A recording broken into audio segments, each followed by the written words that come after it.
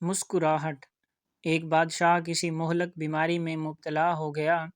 کافی دن علاج کرانے کے باوجود جب اسے آرام نہ آیا تو طبیبوں نے صلاح مشورہ کر کے کہا کہ اس بیماری کا علاج صرف انسان کے پتے سے کیا جا سکتا ہے، اور وہ بھی ایسے انسان کے پتے سے جس میں یہ خاص نشانیاں ہوں۔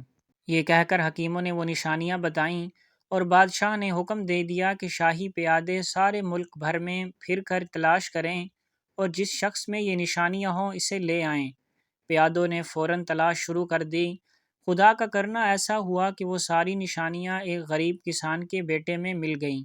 پیادے نے کسان کو ساری بات بتا دی کہ بادشاہ کے علاج کے لیے تیرے بیٹے کے پتے کی ضرورت ہے، اسے ہمارے ساتھ بھیج دے، اس کے بدلے جتنا چاہے روپیہ لے لے۔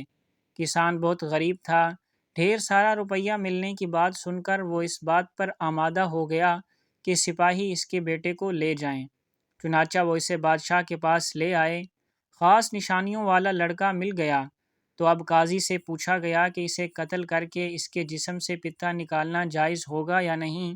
قاضی صاحب نے فتویٰ دیا کہ بادشاہ کی جان بچانے کے لیے ایک جان کو قربان کرنا جائز ہے۔ قاضی کے فتوے کے بعد لڑکے کو جلاد کے حوالے کر دیا گیا کہ وہ اسے قتل کر کے اس کا پتا نکال لے۔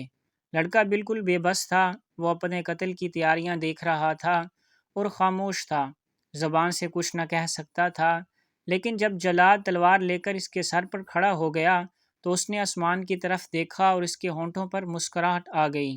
بادشاہ خود اس جگہ موجود تھا، اس نے اسے مسکراتے ہوئے دیکھا تو بہت حیران ہوا۔ جلاد کے ہاتھ میں ننگی تلوار دیکھ کر تو بڑے بڑے بہادر خوف سے کانپنے لگتے ہیں۔ اس نے جلاد کو رکنے کا اشارہ کر کے لڑکے کو اپنے پاس بلایا اور اس سے پوچھا، لڑکے یہ تو بتا اس وقت مسکرانے کا کون سا موقع تھا؟ لڑکے نے فوراً جواب دیا، حضور والا، دنیا میں انسان کا سب سے بڑا سہارا اس کے ماں باپ ہوتے ہیں، لیکن میں نے دیکھا کہ میرے ماں باپ نے روپے کی لالچ میں مجھے حضور کے سپرد کر دیا۔ ماں باپ کے بعد دوسرا سہارا انصاف کرنے والا قاضی اور بادشاہ ہوتا ہے کہ اگر کوئی ظالم کسی کو ستائے تو وہ اسے روکیں، لیکن قاضی اور بادشاہ نے بھی میرے ساتھ انصاف نہ کیا۔ اب میرا آخری سہارا خدا کی ذات تھی اور میں دیکھ رہا تھا کہ جلاد ننگی تلوار لیے میرے سر پر پہنچ گیا اور خدا کا انصاف بھی ظاہر نہیں ہو رہا۔ بس یہ بات سوچ کر مجھے ہنسی آ گئی۔ لڑکے کی یہ بات سنی تو بادشاہ کی آنکھوں میں آنسو آ گئے۔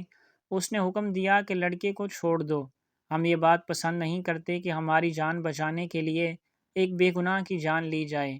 لڑکے کو اسی وقت چھوڑ دیا گیا۔ بادشاہ نے بہت محبت سے اسے اپنی گود میں بٹھا کر پیار کیا اور قیمتی تحفے دے کر رخصت کیا۔ کہتے ہیں اسی وقت بادشاہ کی بیماری گھٹنی شروع ہو گئی اور چند ہی دن میں وہ بالکل تندرست ہو گیا۔